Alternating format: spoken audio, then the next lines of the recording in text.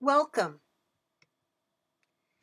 Today we're going to talk about the crisis in higher education, the causes of the crisis, and what we can do about it.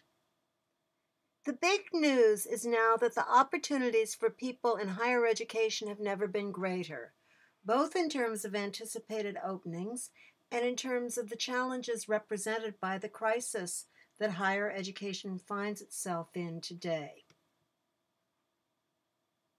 What's behind this crisis? The factors affecting both the crisis in education and its solutions really can fall into three categories. The leadership issues associated with managing the human resources, the people, the professionals working in higher education, and their capabilities, the challenges associated with delivering value in an environment where higher education can no longer pass on any greater costs, and the opportunities that technology may represent. Let's talk about these three factors a little bit more in depth. The leadership crisis is more than just looking at expected numbers, but it's important to set the stage with these projections.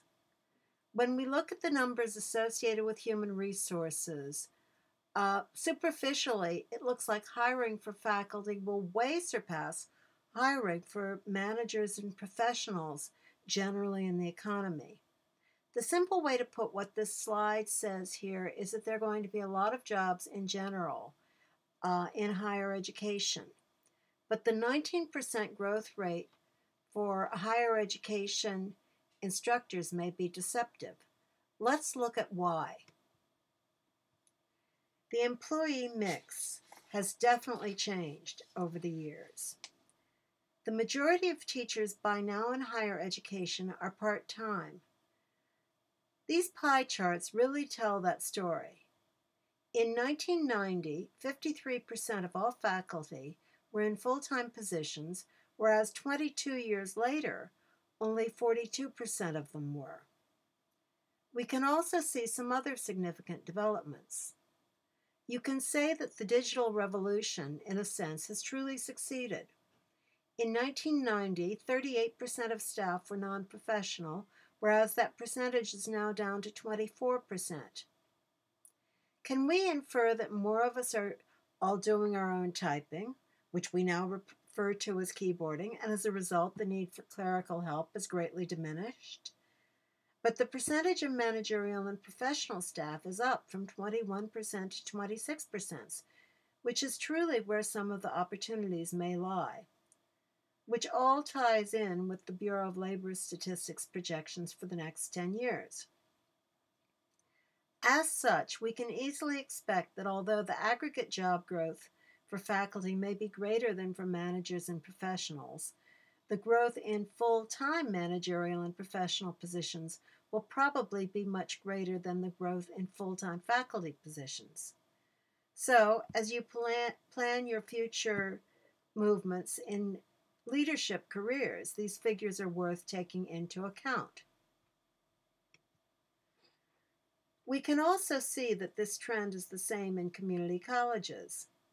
The increase in part-timers and the full-time part-time mix of faculty is even more pronounced in community colleges, where in 1990, 38% of the community college faculty were full-time, and in 2012, the number had fallen to 29% of the community college being full-time. That's in contrast to 42% in all institutions. So the increase in percentage of staff that is managerial and professional is not as pronounced, nor is the decrease in non-professional staff.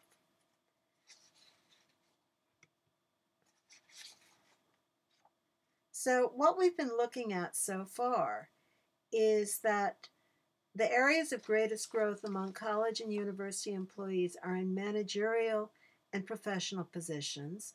The number of non-professional positions has increased, and any growth in faculty numbers has come from hiring part-time faculty rather than full-time. But our story isn't over yet. Looking at the mix of positions doesn't tell the whole story.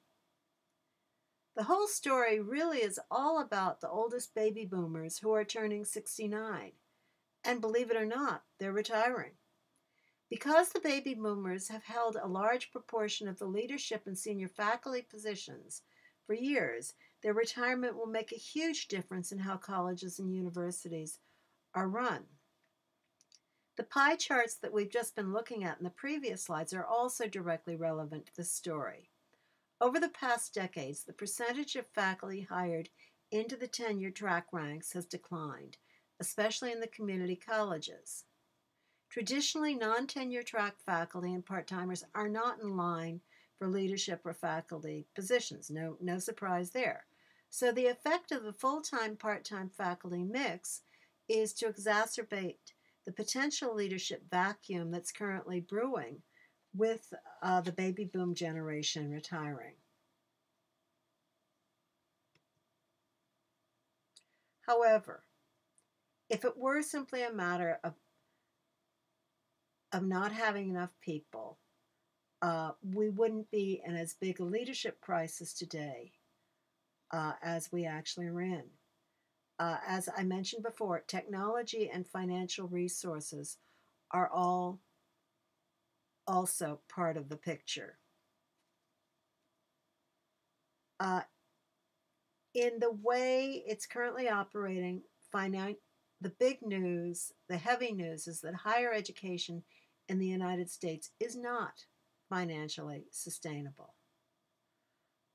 What's almost shocking to see is that the average growth rate for tuition has in fact even exceeded the growth rate in the costs of medical care, and it's been more than double the average rate of inflation, at least during the years 2000-2010, which was the latest I could find comparable data.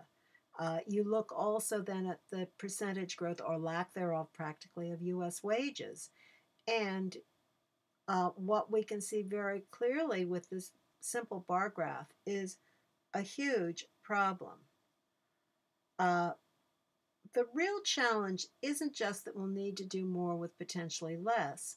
It's also that we're operating in a much more complex environment with greater technological requirements, regulatory requirements, and other challenges associated with ongoing changes in demographics and any number of issues. Technology, the third part of this story, represents another part of the opportunity and challenge. It isn't just part of the solution, it is also part of the problem. Up until a few years ago, it didn't sink in what the venture capitalists meant when they talked about wanting to invest in disruptive technologies. A disruptive technology is one that changes the way everyone does business. We can see the fruits of disruptive technologies today. Through Amazon, books are more easily accessible at greatly discounted rates, but even major bookstore chains like Borders have gone out of business. We can see what's happened in music. When was the last time you purchased a DVD? What's going to happen to the DVD business? And what's happened to the number of non-professional clerical jobs? So you have to raise the question, what is going to happen in higher education as technology continues to disrupt everything that we're doing? So to summarize, where does that leave us? We've talked so far about the challenges that leaders face in higher education, the human resources challenges as the baby boom generation retires, and the effects that part-timer hiring may be having on the pool of available leaders to take higher education into the next generation. The financial challenges related to operating in an environment where institutions will probably no longer be able to pass on higher costs to those who pay for the cost of higher education. And then the technology challenges, as institutions both seek to take advantage of the capabilities that new technologies can provide, but struggle at times to have the resources and expertise to make that possible. and also wanting to control how they're disrupted or whether they're disrupted or not. I guess the one thing that we can say is that preparing for these leadership challenges is totally critical. And so as a result, the people who work on developing the skills of mindful leadership, emotional intelligence, coaching, mentoring, good succession planning, and the ones who learn how to evaluate the landscape to find opportunities, to look at things differently, the people who learn to use strategy effectively as they identify and work with stakeholders, and finally, the people who develop the ability to envision themselves as leaders and to envision situations and where the opportunities are and to operate in an ethical paradigm. These are the people who will be the ones who will have the capability to rise to the challenges and provide higher education with its next generation of leadership. In short, this is why we with the Open Doors Group believe that the curriculum that all of you have decided to study here in PATHS is so important for the future of higher education. And here is my email address as well as Jackie Hood's if you want to continue this dialogue one-on-one.